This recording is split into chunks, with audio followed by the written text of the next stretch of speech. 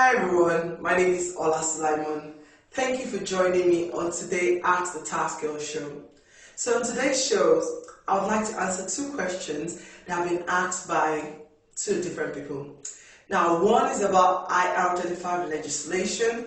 If you don't know about it or you'd like to know more, keep watching. And one is about claiming traveling expenses. However, before we go on, I'd like to introduce myself properly to you. So my name is Ola Sulaiman, like I said earlier on. I'm a chartered accountant and also a tax specialist. I advise owner-managed businesses. I deal with their accounts as well. I make sure that they are on time with their compliance issues, and every time that they have issues, I help them to try and resolve it. Okay, now I've been doing tax videos for some years now because the idea is if you don't know about this relief, you can claim it. And if you don't claim this relief, HMRC will not tell you about it. So going on into the video. Now, the question goes thus. Hi Ola, I've just been informed by my agency that I am under IR35 legislation. What does this mean to me? Now, if you want to watch a full comprehensive video on IR35, I've got a 30-minute one on my YouTube channel, Rose's Accountants Limited on YouTube. However, I'll answer this guy's question straight away. So two things you need to be worried about now that you're under IR35 legislation, according to your agency. First one is your personal tax, and the second one is your limited company. For your personal tax, I'll start with that one. Within 1920, you were still a director of the limited company. It means that you were still running the limited company. You were still caught over self-assessment regime. So therefore, you still need to submit your last self-assessment return, 1920. Even though when we get into the new year, you're no longer a contractor, you still need to make sure your self-assessment return is submitted. That's for you personally. Also on that line, you need to pay your dividend tax too, under your self-assessment. As soon as you submit your returns, it shows that you're no longer going to need self-assessment, but most likely 90% you're going to be sent a letter that you're no longer under self-assessment regime. In case you are one of the 10% that will not get this letter, you need to call HMRC and say, in this year, tax year 2020, I am no longer under self-assessment. Can you take it out of my system with you? Now, the next thing, this is very important. Now you're going to be working as an employee somewhere. Your tax code is very important. At the moment, HMRC have adjusted your tax code to show that you're going to receive dividend in 2020. So you need to let them know this as well, that even though you were on the self-assessment last year receiving dividend, this year you're no longer under self-assessment, therefore no dividend received. Okay? So now for your limited company, now let's say Joe Limited Company. First of all, if you register for VAT, you need to submit your last VAT returns. If you don't submit it, it's still going to be open until you submit your last VAT return. You have to deregister and then submit your last and pay your VAT as well. Your payroll as well, if you're under payroll, make sure that your last payroll is submitted as well. Now, that takes me to the company's account itself. Make sure your account is submitted. It doesn't matter if it's down the line or your account period is later on. You can decide to submit a short period account, submit it, pay the tax due, and then go on closing the company. That's the last one. Don't jump and go and close the company first. You need to do all these little things, because if you don't do it, what would happen is, number one, the company house might decide not to let your company to be closed because probably you're owing.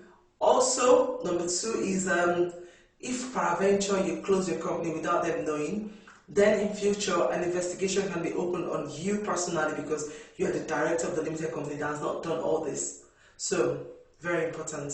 So when you've done this, then you can then start enjoying your life as under IR35. Now, the last thing I would say is, now your agency would give you two options. Most likely you are going to be under POIE. That means they would have to deal with everything themselves, or through an umbrella company. Now, the umbrella company, you have two choices. Is either they pay you personally, that's when you would need to close your limited company or do all the things I've said earlier on, or they pay your limited company.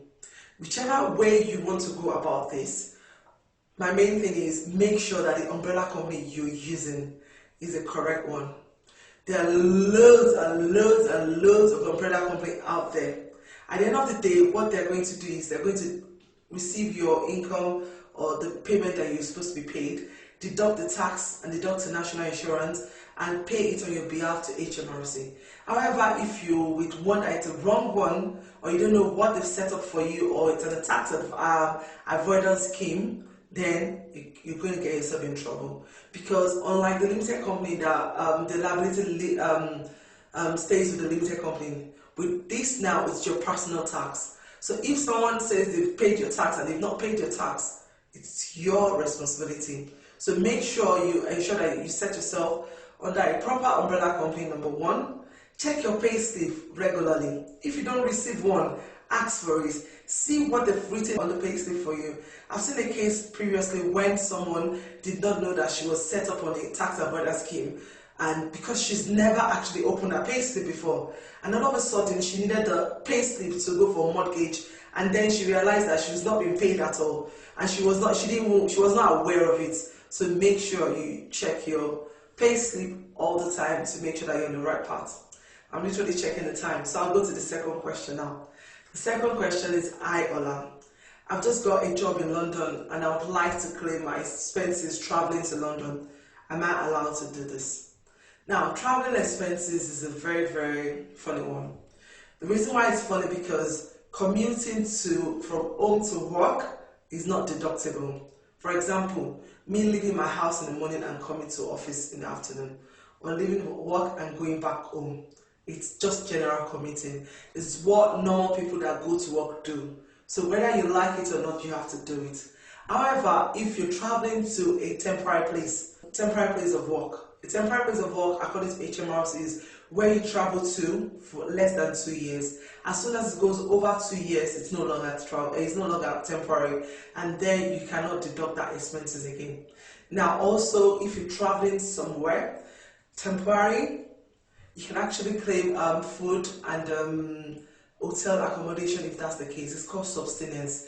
Subsistence, it has to go with the travel. It's not just food you eat. It has to be associated to a particular travel. That's the mistake most people do most of the time. I just want to claim food.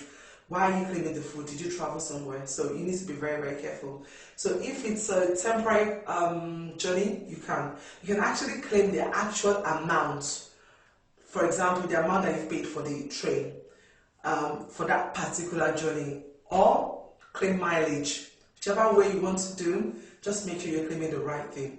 Now, this is where I'll stop for this week, and next week as well, I'd like to take 2 weeks off, but I'll still keep posting different videos of different tax tips to help you to claim the right relief. However, next week Friday, I'll be live from somewhere very, very nice. So look forward to that. I won't be talking about tax, I promise, finger crossed. I'll be talking about something very close to my heart. So look forward towards that next week Friday. But next week Friday, there will be Ask the Tax Girl, and week after as well. So in the meantime, if you have any question for me, send it to me on my email, diaryofaTaxGirl@taxgirl.co.uk. Did you know I actually wrote a book last year as well? If you'd like to read my book, it's on Amazon, Diary of a Tax Girl. It's a very fantastic book. It's not just a tax book.